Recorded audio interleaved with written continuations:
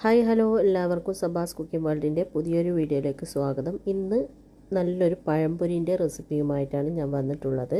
തട്ടുകടയിൽ നിന്നും ചായക്കടയിൽ നിന്നൊക്കെ വാങ്ങുന്നതിനേക്കാളും കുറച്ചും കൂടെ രുചി കൂടിയിട്ടാണ് ഈ ഒരു പഴംപൊരി ഉണ്ടാക്കിയിട്ടുള്ളത്. തട്ടുകടയിൽ നിന്നൊക്കെ വാങ്ങുന്ന പഴംപൊരിക്ക് പ്രത്യേക ഒരു ടേസ്റ്റ് അല്ല, അതിനേക്കാളും കുറച്ചും കൂടെ ടേസ്റ്റ് ഉണ്ട്. പിന്നെ കടയിൽ നിന്നൊക്കെ ഉണ്ടാക്കുമ്പോൾ അവർ പുളിച്ച ദോശമാവൊക്കെ ചേർത്തിട്ടാണ് ഉണ്ടാക്കുന്നത്. നമ്മൾ അതിന് പകരം മറ്റൊരു കാര്യം ചേർത്തിട്ടാണ് ഉണ്ടാക്കുന്നത്. വെറും 10 മിനിറ്റ് മതി നമുക്ക് ഈ ഒരു പഴംപൊരി ഉണ്ടാക്കാൻ. അപ്പോൾ നമുക്ക് വേഗം തന്നെ എങ്ങനെയാണ് ഇത് ഉണ്ടാക്കുന്നതെന്ന് നോക്കാം. പിന്നെ വീഡിയോ ഇഷ്ടപ്പെടുകയാണെങ്കിൽ സബ്സ്ക്രൈബ് ചെയ്യാതെ കാണുന്നവരുണ്ടെങ്കിൽ പ്ലീസ് ഒന്ന് സബ്സ്ക്രൈബ് ചെയ്ത് സപ്പോർട്ട് ചെയ്യണേ. ആദ്യം തന്നെ നമുക്ക് പഴംപൊരിക്ക് വേണ്ടിയിട്ടുള്ള മാവൊന്ന് റെഡിയാക്കിയെടുക്കാം. അതിന് വേണ്ടിയിട്ട് ഇതുപോലെ ഒരു ബൗളിലേക്ക് 2 കപ്പ് മൈദപ്പൊടി ഇട്ട് കൊടുക്കാം.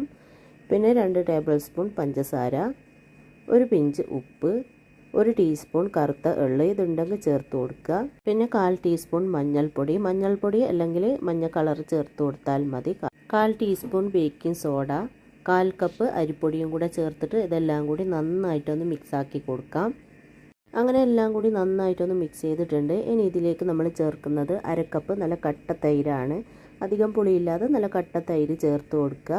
കടകളിൽ നിന്നൊക്കെ ഉണ്ടാക്കുമ്പോൾ ദോശമാവ് ചേർക്കുന്നതിന് പകരമാണ് നമ്മൾ തൈര് ചേർത്ത് കൊടുക്കുന്നത്. നിങ്ങൾ വിചാരിക്കുന്നുണ്ടാവും തൈര് ചേർക്കുമ്പോൾ ഈ ഒരു മാവിന് പുളി ഉണ്ടാവില്ലേന്ന്. പുളിയൊന്നും ഉണ്ടാവില്ല, തൈര് ചേർത്തിട്ടെന്ന് പോലും മനസ്സിലാവില്ല. പിന്നെ 1 കപ്പ് വെള്ളവും കൂടെ എടുത്തിട്ടുണ്ട്. അതിൽ നിന്ന് കുറച്ചായിട്ട് ഒഴിച്ചിട്ട് നന്നായിട്ടൊന്ന് മിക്സാക്കി കൊടുക്കാം. വെള്ളം നോക്കിയിട്ട് ചേർത്ത് കൊടുക്കുക. ഓരോ പൊടിക്കും വെള്ളത്തിൻ്റെ അളവിൽ വ്യത്യാസം വരും. എനിക്ക് എത്ര വെള്ളമായെന്ന് ഞാൻ ലാസ്റ്റ് പറയാം.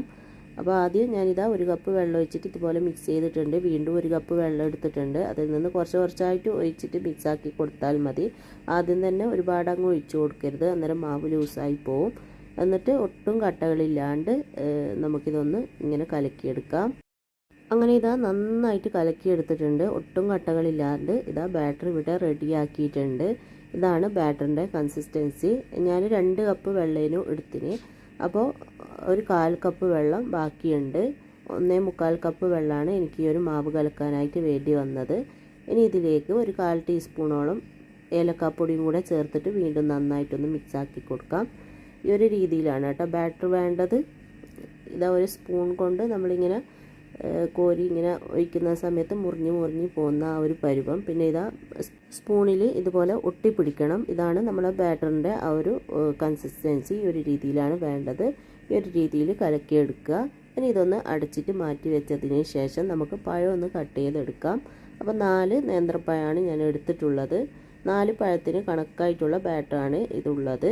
അപ്പോൾ അതൊന്ന് തൊലി കളഞ്ഞിട്ട് ഒരു പ്ലേറ്റിലേക്ക് മാറ്റാം. പഴമെല്ലാം ഇതുപോലെ തൊലി കളഞ്ഞെടുത്തിട്ടുണ്ട്. ഇനി ഇതിൽ നിന്ന് ഓരോ പഴവും എടുത്തിട്ട് ആദ്യം നമുക്ക് 2 അറ്റവും ഇതുപോലെ ഒന്ന് കട്ട് ചെയ്തെടുക്കാം. ഇത് അങ്ങനെ കളയണമെന്ന് നിർബന്ധമൊന്നുമില്ല. കാണുമ്പോൾ നല്ലൊരു ഷേപ്പ് കിട്ടാൻ വേണ്ടിയിട്ടാണ് ഞാൻ ഇതുപോലെ 2 അറ്റവും കട്ട് ചെയ്ത് മാറ്റിയത്. എന്നിട്ട് ഒരു പഴത്തിനെ നമുക്ക് 4 പീസായിട്ട് കട്ട് ചെയ്തെടുക്കാം. ഒന്നിക്കൽ ഇതുപോലെ 4 പീസായിട്ട് കട്ട് ചെയ്തെടുക്കുക, അല്ലെങ്കിൽ ഒരു പഴത്തിനെ നടുവിൽ നിന്ന് കട്ട് ചെയ്തിട്ട് അങ്ങനെയും നിങ്ങൾക്ക് റെഡിയാക്കി എടുക്കാം. ഞാനിത് കടയിൽ നിന്നൊക്കെ വാങ്ങുന്ന പഴംപൊരി നല്ല നീളത്തിലല്ല ഉണ്ടാവല്, ആ ഒരു രീതിയിൽ ആവാൻ വേണ്ടിയിട്ടാണ് ഇതുപോലെ കട്ട് ചെയ്തതിന്. പിന്നെ ഇതാ ചെറിയൊരു തിക്നെസ്സിലാണ് കേട്ടോ കട്ട് ചെയ്തിട്ടുള്ളത്. അത് നേരിയതായി പോണ്ട, ഈ ഒരു തിക്നെസ്സിൽ കട്ട് ചെയ്തെടുക്കുക. അങ്ങനെ പഴമെല്ലാം ഇതുപോലെ കട്ട് ചെയ്തെടുത്തിട്ടുണ്ട്. ഇനി നമുക്ക് പഴംപൊരി റെഡിയാക്കാം. അപ്പോൾ ഞാനിതാ ഒരു ചീനച്ചട്ടിയിൽ അല്പം ഓയിൽ വെച്ചിട്ടൊന്ന് ചൂടാക്കിയിട്ടുണ്ട്. നന്നായിട്ട് ചൂടായിട്ടുണ്ടോയെന്ന് നമുക്ക് കുറച്ച് ബാറ്റർ ഇതുപോലെ ഒന്ന് ഇറ്റിച്ച് കൊടുക്കാം. ഇതാ ബാറ്റർ നന്നായിട്ട് പൊങ്ങി വന്നിട്ടുണ്ട്. എണ്ണ നന്നായിട്ട് ചൂടായിട്ടുണ്ട്. ഇനി ഈ ബാറ്ററിലേക്ക് പഴം ഇട്ടിട്ട് ഒന്ന് മുക്കിയിട്ട് എണ്ണയിലേക്ക് ഇട്ട് കൊടുക്കാം. ബാറ്റർ കലക്കിയെടുക്കുമ്പോൾ വെള്ളം കൂടിപ്പോവാണ്ട് ശ്രദ്ധിക്കുക. ഇതാണ് കറക്റ്റ് ബാറ്ററിൻ്റെ ആ ഒരു പരുവം. ഈ ഒരു രീതിയിൽ തന്നെ കലക്കിയെടുക്കുക. അങ്ങനെ ഇതുപോലെ എണ്ണയിൽ ഇട്ട് കൊടുത്തിട്ടുണ്ട്. ഇനി നമുക്ക് തീ ഒരു മീഡിയം ഫ്ലെയിമിൽ വെച്ചിട്ട് തിരിച്ച് മറിച്ച് വിട്ടിട്ട് ഇത് ഒരു ഗോൾഡൻ ബ്രൗൺ കളറാകുന്നത് വരെ ഫ്രൈ ആക്കി എടുക്കാം. ആദ്യം ഇതുപോലെ ഒന്ന് പൊങ്ങി വരും, അന്നേരം ഇതുപോലെ മറിച്ചിട്ട് കൊടുക്കുക. അങ്ങനെ ഒരു 2-3 പ്രാവശ്യം തിരിച്ച് മറിച്ച് വിട്ടിട്ട് ഫ്രൈ ചെയ്തെടുക്കുക. അങ്ങനെ നമ്മുടെ പഴംപൊരി തിരിച്ച് മറിച്ച് വിട്ടിട്ട് ഒരു ഗോൾഡൻ ബ്രൗൺ കളറായി വന്നിട്ടുണ്ട്. ഈ ഒരു കളറാകുമ്പോൾ നമുക്ക് എണ്ണയിൽ നിന്ന് എടുത്ത് മാറ്റാം. എന്നിട്ട് ബാക്കിയുള്ളതും കൂടി ഇതേപോലെ തന്നെ ഫ്രൈ ചെയ്തെടുക്കാം.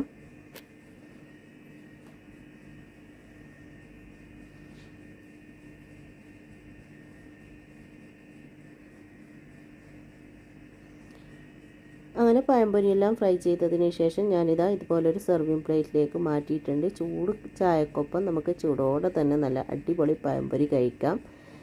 കടയിൽ നിന്ന് വാങ്ങുന്ന അതേ രുചിയിലുള്ള, അതിനേക്കാളും കുറച്ചും കൂടെ രുചിയിലുള്ള നല്ലൊരു പഴംപൊരിയാണ്. അപ്പോൾ എല്ലാവരും ഒന്ന് ട്രൈ ചെയ്ത് നോക്കുക. എന്നിട്ട് ഇഷ്ടമായ അഭിപ്രായം പറയാൻ, ലൈക്ക് ചെയ്യാനും ഷെയർ ചെയ്യാനൊന്നും മറക്കരുത്. സബ്സ്ക്രൈബ് ചെയ്യാതെ കാണുന്നവർ സബ്സ്ക്രൈബ് ചെയ്ത് സപ്പോർട്ട് ചെയ്യാനും മറക്കരുത്. അപ്പോൾ ഇൻഷാ അല്ലാഹ് അടുത്ത പുതിയ നല്ല റെസിപ്പിയുമായിട്ട് നമുക്ക് വീണ്ടും കാണാം.